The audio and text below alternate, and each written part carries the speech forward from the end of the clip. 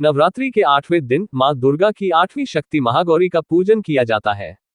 माँ के महागौरी नाम और स्वरूप को लेकर 3 पौराणिक कथाएं भी प्रचलित हैं। यहाँ पढ़े दुर्गा अष्टमी व्रत पर पावन कथा एवं पूजन विधि।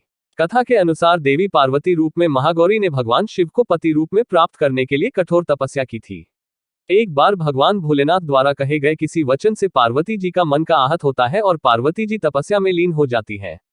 इस प्रकार वर्षों तक कठोर तपस्या करने पर जब पार्वती नहीं आती तो पार्वती को खोजते हुए भगवान शिव उनके पास पहुंचते हैं।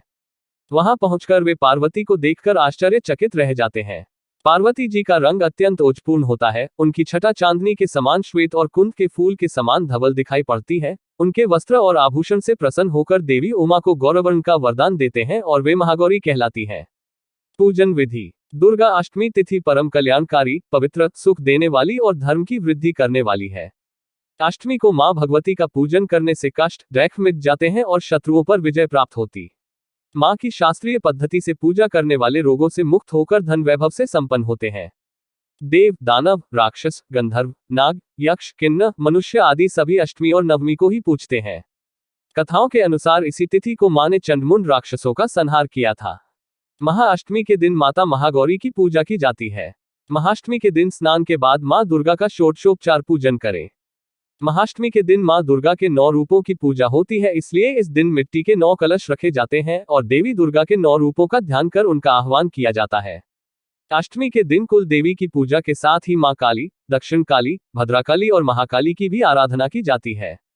अष्टमी माता को नारियल का भोग लगा सकते हैं, लेकिन इस दिन नारियल खाना निषेध है क्योंकि इसके खाने से बुद्धि का नाश होता है। माता महागौरी अन्नपूर्णा का रूप है। इस दिन माता अन्नपूर्णा की भी पूजा होती है, इसलिए अष्टमी के दिन कन्या भोज और ब्राह्मणों को भोजन कराया जाता है। 1. खीर 2. मालपुए 3. मीठा हलवा 4. पूरन पुलाई 5. केले 6. नारियल 7. मिष्ठान 8. घेवर 9. घी, शहद और 10. तिल और गुड़ माता को अर्पित करें। यदि अष्टमी को पारणा कर रहे हैं तो विविध प्रकार से महागौरी का पूजन कर भजन, कीर्तन, नृत्य आदि उत्सव मनाना चाहिए।